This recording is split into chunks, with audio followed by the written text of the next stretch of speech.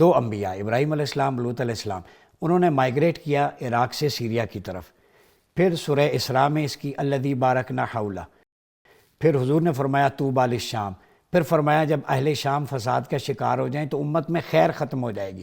یہ ساری predictions, guide line, policy ہمارے پاس ہے، تو اس کے باوجود شام، لبنان، فلسطین کھنڈر کا ڈیر کیوں ہے؟ مجھے یہ بتا دیں. جی بسم اللہ الرحمن الرحیم. ڈاکٹر صاحب سب سے پہلے تو بہت شکریہ آپ کا پروگرام میں انوائٹ کرنے کا.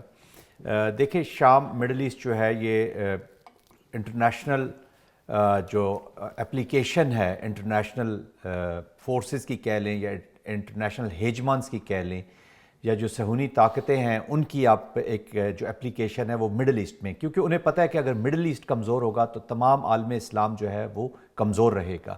یہ ہم سب کا کنسرن ہے. اور یہ ہولی لینڈز ہیں، ابھی آپ نے آیات سے بھی ریفرنسز دیے ہیں، اور ہماری جو ایک لو ہے، چاہے ہم کسی بھی پارٹ آف دا ورلڈ ہوں، اس لینڈ کے ساتھ وہ اس کے ڈائنامکس آر ڈفرینٹ ارسپیکٹو. تو جب انہوں نے دیکھا ہے کہ اب یہاں پر اگر انسٹیبلٹی ہوگی اور ہمارے جو آئل رچ ریجنز ہیں خاص طور میں، ان کے اوپر ہمارا جب کنٹرول ہوگا تو ان کی اپلیکیشن بہت آسان ہو جائے گی اپنے پولیٹیکل عزائم پہ، اپنے اکنامک جو ان کے پرسوٹس ہیں اس کو فالو کرنے کے لیے، اپنے جو آف کورس ڈپلومیٹک پرسوٹس ہیں ان کو فالو کرنے کے لیے.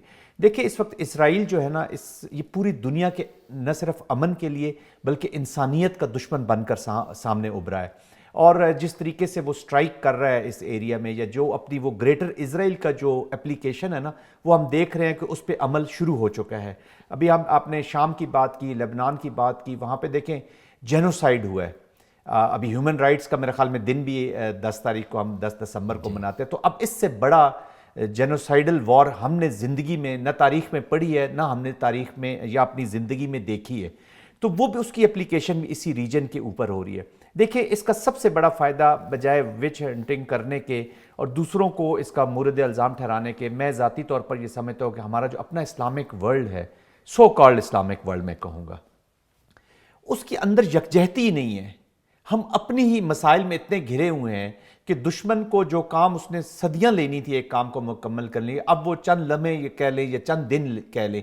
ابھی آپ سیریا کی مثال لے لیں کہ پچھلے 48-72 گھنٹوں کے اندر ایک بالکل چینج آ گیا وہاں پہ. اور اس کا گولان ہے، اور سب سے بڑا بینیفیشری جو ہے وہ اسرائیل ہے.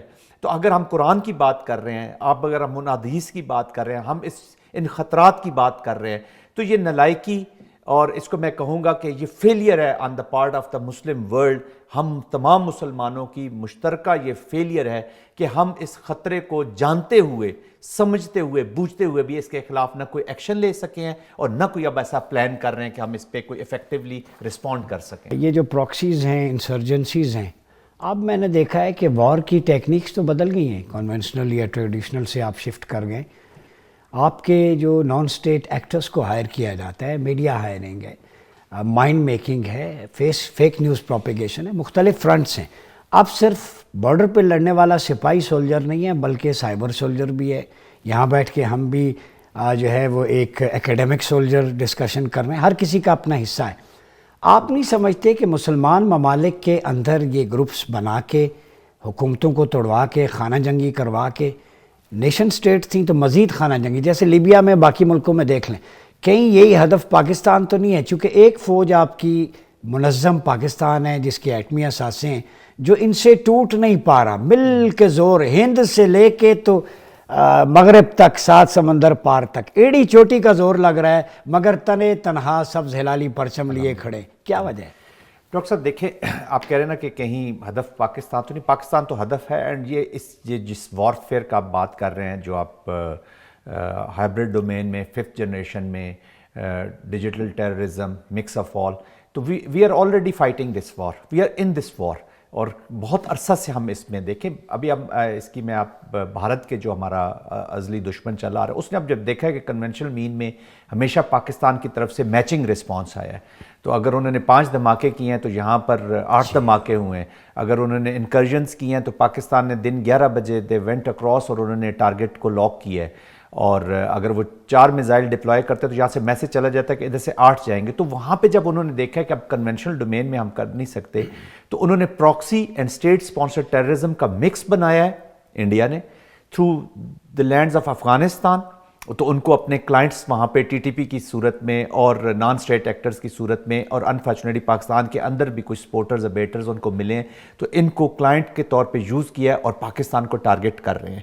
آپ نے بہت اچھی بات کی ہے کہ اس وارفیئر میں ایک فٹ سولجر یا جو ریگولر سولجر ہے اس میں اور ایک عام جو شہری ہے اس میں، تو we all are victims of this, every citizen of Pakistan, اور یہ پوری دنیا میں اب ہو رہا ہے۔ ابھی آپ نیریٹیوز اگر آپ بنگلہ دیش کی اب سچویشن کو دیکھیں، اب انڈیا جو وہاں پہ اپلیکیشن کر رہا ہے تھرو دیئر پراکسی، پلس ان کا 400+ چینلز کا میڈیا، تو ایک ہی نیریٹو کے ساتھ وہ اس پہ بلڈ کر رہے ہیں بنگلہ دیش کی سچویشن کو۔ انڈیا جو ہے وہ اسرائیل کو سپورٹ کر رہا ہے۔ جی ہاں، انڈیا اسرائیل کو سپورٹ کر رہا ہے کیونکہ ان کو دیکھیں نا، گریٹر انڈیا، گریٹر اسرائیل، اور ان کی جو سائیکی ہے، ان کی جو آئیڈیالوجی ہے، ہندوتوا پلس سیونزم، تو اب تو this is a lethal combination and target is Islam, target مسلمان ہے۔